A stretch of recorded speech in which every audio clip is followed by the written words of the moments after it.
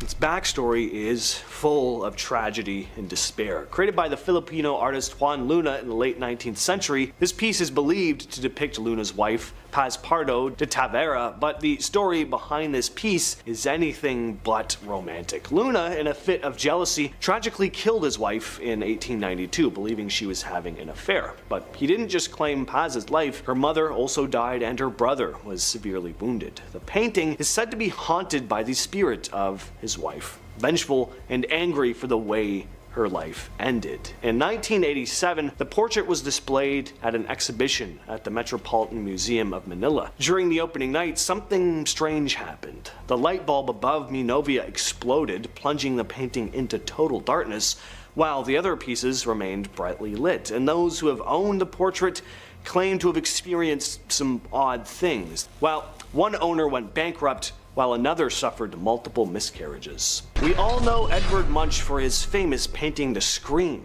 but there's another of his work that's far more unsettling. The Dead Mother was painted in 1899, and it's lesser known, but just as spine-chilling, if not more. The piece shows a young child standing next to the cold, lifeless body of her mother. It's raw, tragic, deeply unsettling. Now, the subject matter here definitely makes some of the stories surrounding the piece easy to understand. A lot of people will say the painting gives off this overwhelming air of unease and a deep sense of sadness. The most disturbing part, though, is the ghostly aura surrounding it. The painting is said to be cursed, with multiple stories of misfortune following its owners. The most chilling account comes from the time the painting was displayed in an art gallery, where it supposedly caused visitors to experience extreme nausea and a feeling of overwhelming dread. Some were even said to have fainted. Next we have mourning dolls, and that's not like early mourning, I mean the death kind of mourning.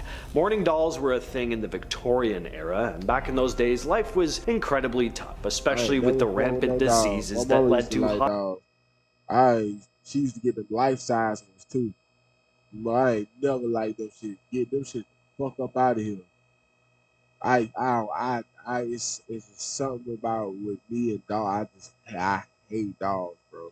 I hate dogs. High mortality rates a lot of the time in younger people. To cope with the loss of young loved ones, some families created these unique dolls known as Victorian mourning dolls. These were actually made for the parents, keepsakes designed to honor and remember their deceased daughters or sons. They were usually made from materials like wax or porcelain and dressed in black clothing to symbolize mourning and death. And even more depressing, they were handcrafted to look just like the youngsters who'd just croaked, with great attention to detail, and they'd usually put them on display where they used to play. Good lord. I get the idea of creating this tangible thing that's meant to keep their spirit alive, I guess, but man, that is morbid.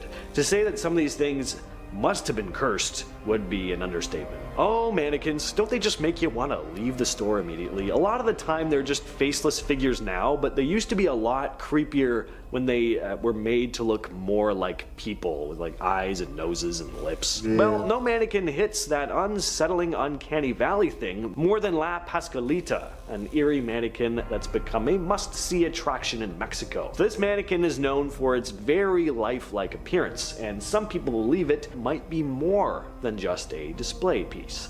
The story goes that La Pascualita was modeled after the daughter of the bridal shop's original owner. She tragically died on her wedding day after being bitten by a poisonous insect. Heartbroken, the mother commissioned the mannequin in her likeness as a way to remember her.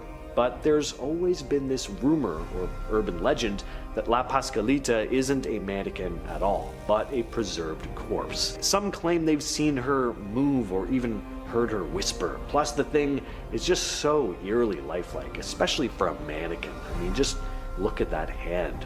Ugh. This story went viral when a TikToker named Jessie V did a video on it, but the ordeal had actually been filmed for TV before that. So this is the story of Mr. Ted, a haunted teddy bear that sent a man to the hospital. Mr. Ted once belonged to a psychic medium named Debbie Davis, who claimed that the bear had some unsettling vibes. According to her, Mr. Ted had been known to cause nausea in people and even make growling sounds. So, what do you do with a growling bear that makes you vomit? Well, you take it to a haunted castle, of course, because why not? So here's my take on that.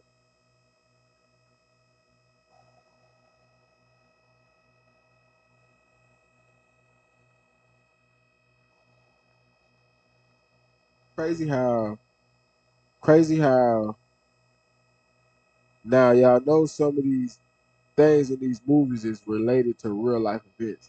So it's crazy how I'm just hearing about this teddy bear named Ted when don't they got a movie with my boy in it? And Ted is named the teddy bear. One of my favorite movies, by the way.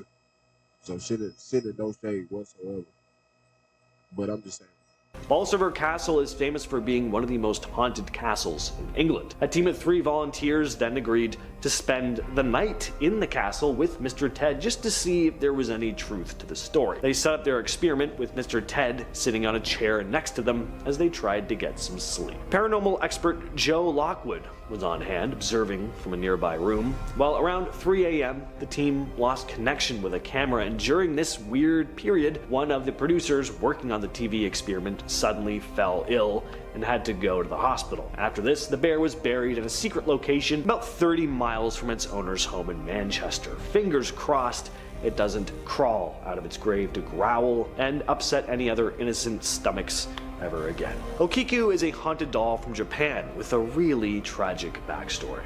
In 1918, a young man named Daikichi Suzuki bought a doll for his young sister, Okiku. She fell in love with it right away and took it everywhere she went. But sadly, Okiku caught the yellow fever and died just a year later, still clutching the doll in her arms. Her family built an altar for her and placed the doll there to honor her memory. But people started noticing that the doll's hair, which had been neatly styled, seemed to grow. They saw split ends and longer strands, and along with this, the family experienced odd happenings in their home. There'd be flickering lights, loud bangs, and whispers, especially around significant dates, like Okiku's birthday, or the anniversary of her death. In 1938, the family moved, but decided to leave the doll behind, feeling it belonged near their daughter's resting place. They gave it to a local temple where it remains to this day, and yes, the hair supposedly continues to grow. Looking at this puppet, would you ever think twice about sleeping in the same room with it? It looks pretty innocuous, right? Well, according to paranormal investigator Jane Harris from Stourbridge, West Midlands, that wouldn't be advised. She'd acquired the doll from a guy named John who claimed that the wooden puppet tried to choke him in the middle of the night. So Harris decided to keep a camera on the thing throughout the night to try and see if it got up to any mischief.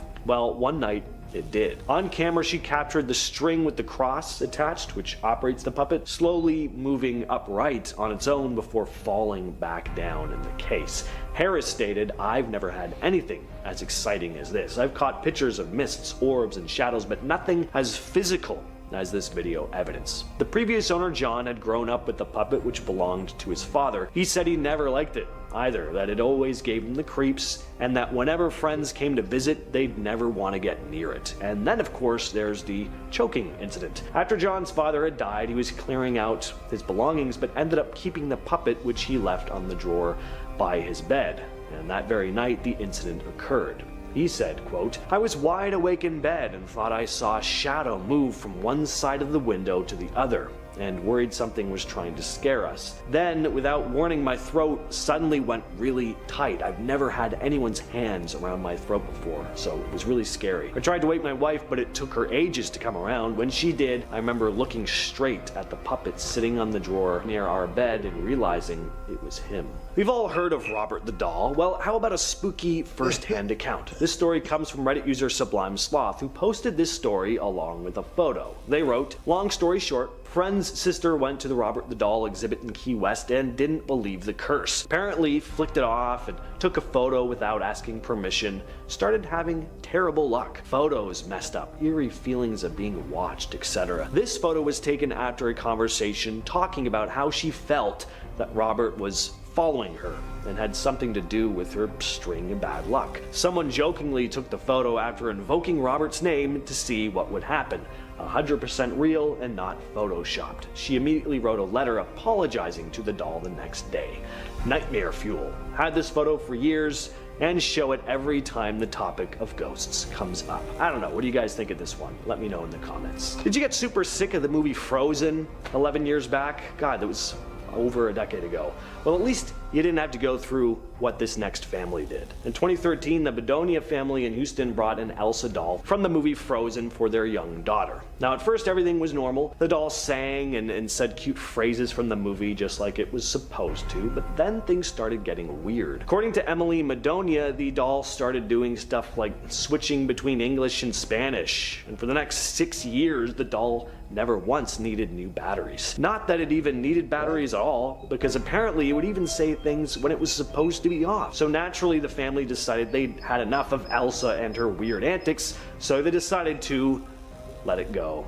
Good old 11-year-old joke. Anyway, they threw it in the trash, but none of this is the creepy part. A few weeks later, they found Elsa in their basement. They tried to get rid of it again, this time by putting it deep at the bottom of the trash bin right before the garbage was collected. Then they took a short trip out of town, thinking the doll was finally gone, but when they got back, Elsa was sitting in the backyard. She'd never left. Now you'd think someone was just messing with them, but Emily pointed out that the doll had this distinctive mark from their daughter. The doll sitting in the backyard had that very same mark. This is Harold, full name Harold the Haunted Doll. And it's pretty easy to see why. I'd have some serious questions for whatever youngster would ever want to spend time playing with this thing. In 2003, a young man came across Harold at a flea market and felt this immediate urge to buy him for some reason. It was worn and shabby, but the man bargained with the seller and eventually paid 20 bucks for it. But before he could leave, the old man selling the doll stopped him and insisted he hear the doll's eerie backstory. The man revealed that Harold was a gift he'd given to his own son, who tragically died shortly after receiving it. After his son's death, the old man kept Harold in his room, and that's when strange things began to happen. He would hear singing and laughter coming from the room when no one else was around. Frustrated and scared by the constant disturbances, the old man tried to burn the doll, but it wouldn't catch fire. The Redditor decided to take the doll home anyway, and things got weird almost immediately. He started experiencing severe migraines, something he had never dealt with before. And a couple days later, his cat died. He began hearing the same voices and laughter that the old man had described as well. But even with all this happening, he decided to keep Harold, but he stuffed him in a suitcase, out of sight, out of mind.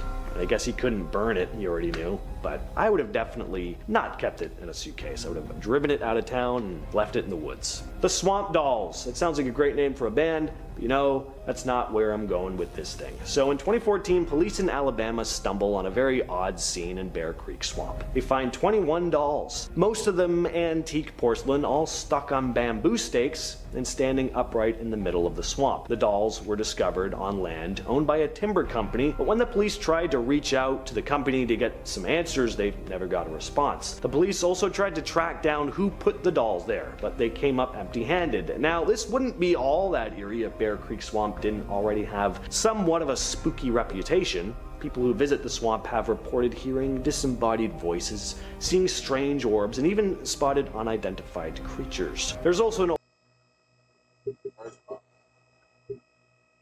bitch, I ain't even going to no motherfucking swamp that even look.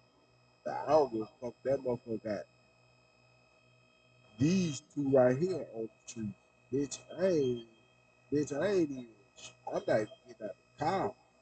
You can do whatever the fuck you want to do outside and stuff, but you need to hurry up so we can get back, yeah, we need to get back in this motherfucker and keep it on push. Yeah, fuck all that. Old legend that says the swamp is haunted by a grieving mother who's endlessly searching for her lost daughter. But believe in ghosts or not, it's hard to deny that finding a bunch of old dolls on stakes in a swamp is kind of unsettling. What if some of the artifacts of our past aren't just relics of human history, but evidence of life beyond our planet? The gold of Tolosa is this ancient treasure that's been blamed for death, betrayal, and plain old bad luck for hundreds of years. The story goes back to 106 BCE, when Roman general Quintus Servilius Capio plundered a massive stash of gold and silver from the Gauls in Tolosa, which is modern-day Toulouse in France. There were about 15,000 talents, which would be worth billions today, but right after the general took it, everything went to hell. The treasure mysteriously vanished while being transported. Some say bandits stole it, others think Capio had just stashed it for himself. Either way, nobody saw it again. Then Capio's army was wiped out, and he was exiled from Rome, stripped of his citizenship and fined so much it just ruined his family. People started saying the treasure was cursed, and Capio was just the first to fall. His descendants didn't fare any better. His son was killed during war, and his great-grandson was Marcus Junius Brutus, the same Brutus who killed Julius Caesar and later took his own life after losing the Battle of Philippi. Back in 1857, during the Indian Mutiny, a British soldier named Colonel W. Ferris took what he thought was a valuable purple sapphire from the Temple of Indra in Kanpur. He brought it back to England, and pretty soon his life started to fall apart. His finances started to suck, his family members got seriously ill, and just bad luck seemed to follow them everywhere. At first, Ferris chalked it up to just life being life. You know, bad things happen, and sometimes, unfortunately, all at once. But after he loaned the gem to a family friend who later took their own life, he started to suspect that maybe something else was going on. By 1890, the gem had ended up in the hands of Edward Heron Allen, a scientist and writer. He was not a superstitious guy at all. At first, that is. But after he lent the stone to a friend who was immediately hit with a wave of bum luck, and later to a singer who claimed she lost her voice permanently after wearing it, Heron Allen started to wonder. He tried throwing it into a canal, but it was found and returned to him. Eventually, he sealed it inside 7 boxes with protective charms and locked it in a bank vault, leaving instructions not to open it until long after his death. The Regent Diamond was discovered in India in 1698 by a slave who, according to the legend, cut open his own leg and hid the gem inside the wound to sneak it out. Before he could escape, though, an English sea captain found out, killed him, and sold the diamond. From there, the stone made its way to France and was bought by Philippe II, regent of France. That's where the diamond got its current name. It ended up in the French crown jewels and was worn by Louis XV, then Louis XVI, and Marie Antoinette. Considering both Louis and Marie ended up losing their heads during the French Revolution, people started calling the diamond cursed. It was stolen during the Revolution, turned up years later, and eventually ended up with Napoleon Bonaparte, who set it into the hilt of his sword. He took that into battles, into power, and then eventually into exile. The Black Prince's And with that, man, we gonna do it. We gonna stop it right there. Right there. Yeah, I know. Yeah, I ain't get back on that last night. Bro. I ain't gonna lie. I had watched the movie, man. Family night and shit. But oh, yeah, but I need to put out these videos. Yeah, I'm probably about to be putting out like a food these next few days, bro. I need to grind. I need to work, bro. I'm about to be grinding like a fool for real. I'm thinking about doing either day train or night train. I ain't really sure what I'm gonna do yet. Kind of, I don't know. I might do it. I don't know. I might do a night train tonight. I ain't gonna lie. I don't know. But y'all be good about catch up with y'all.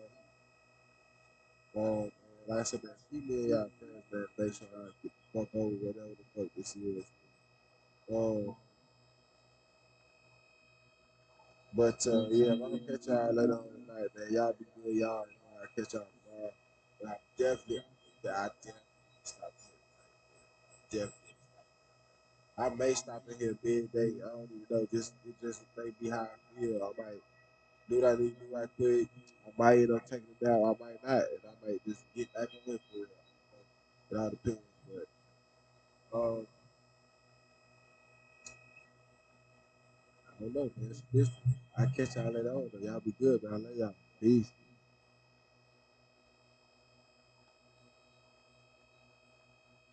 Ruby. At first glance, Louis Prada, Louis Luciana, Luciana,